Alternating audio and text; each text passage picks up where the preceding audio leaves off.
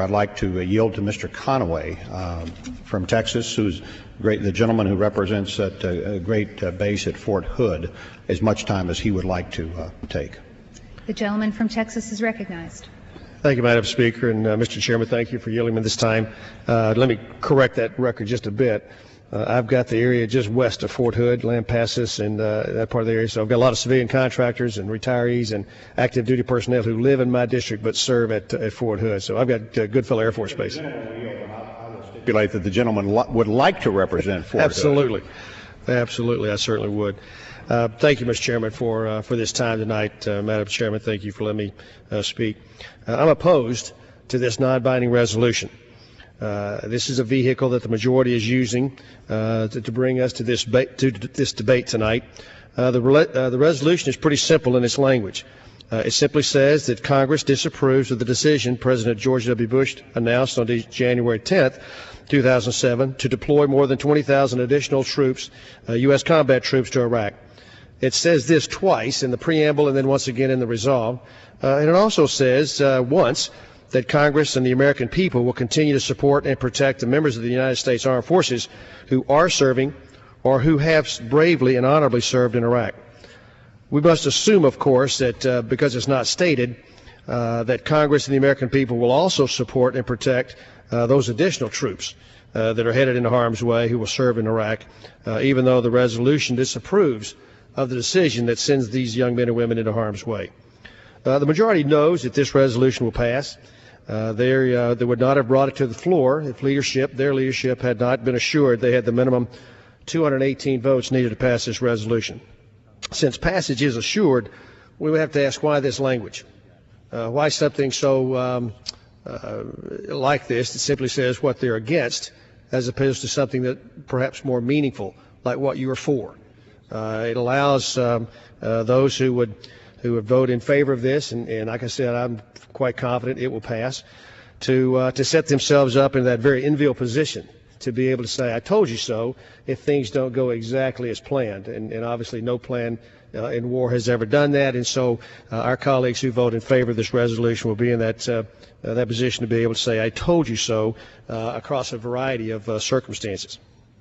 I don't believe that either side of the aisle believes that it's the role of this or any other Congress to tell the President how not to deploy 20,000 troops. I believe there's another reason for this language. One explanation may be that it sets the stage for something that will really have an impact on the war in Iraq, the way that war is being fought, and I think that has to do with the power of the purse. In spite of the language that says we will continue to support and protect our troops, I believe we will see in the not-too-distant future attempts by the majority to cut off funding for this war. I think we got a preview of this tactic last week when we passed a continuing resolution which cut $3.1 billion in spending for military quality of life projects and infrastructure that's needed to support the various BRAC decisions. A lot has been made as to whether or not this debate will have an impact on the morale of our troops. Last week in a hearing with the Armed Services Committee, General Pace, Chairman of the Joint Chiefs of Staff, told us, as well as Bill Gates, that this debate in and of itself will not directly hurt or harm the morale of the young men and women who are fighting this fight. I think that's generous. But what Pace did tell us was that if this Congress begins to cut funding, cut financial support, begin to go back on the promises made to these young men and women, that will in fact have a deleterious impact on the troops' morale and their families who serve here. I think that the debate tonight and the next 4 days will have a direct impact on the families who support these young men and women, who allow them to do what they do on behalf of this country. And that certainly is regrettable if that support is hurt and harmed, and that hurt and harm is then transmitted to our young men and women who are fighting this fight every single day. I also don't believe it's the role of 535 independent contractors that make up the House and Senate to become five-star generals and make decisions on how to fight this fight or any other war. I do believe it's our job to look as far into the future as we can and make decisions and then pass laws that lead this nation. I don't know of anyone who believes that a failure in Iraq is in our national interest. Both sides have been saying this. There are no good results for such a failure. General Petraeus has listed out a couple that he's possibilities that he talks about. One is that sectarian groups would begin to stake out turf. This would generally involve ethnic cleansing. The humanitarian suffering that would go on while that was happening was totally unacceptable. He also mentions that international terrorist organizations might gain control of Iraq and therefore use their bases in Iraq for to further their interests. The disruption to the oil markets and the impact that will have not only our economy, economies around the world, would certainly occur if we have a failure in Iraq.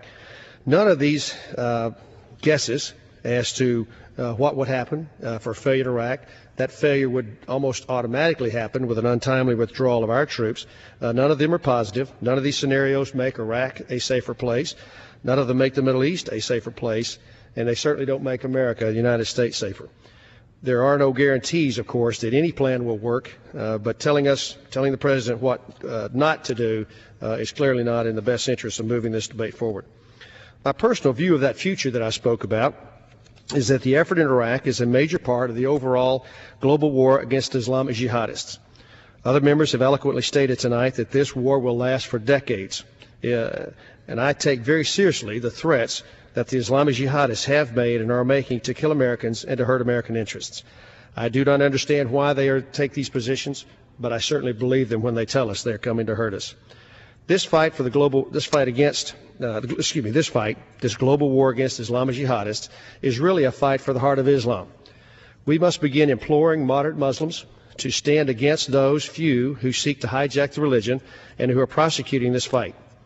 Let me preface my next remarks by saying that I'm a Christian, and I believe that God is always in the business of changing men's hearts, and that the hearts of these Islamic jihadists can be changed by the God I serve. But short of that, I believe we have only two choices. Either we lock these people up forever, or we kill them. So that's pretty harsh for a Christian to say, but that's our only options. I don't believe we can compromise with them, and I don't believe they will compromise with us.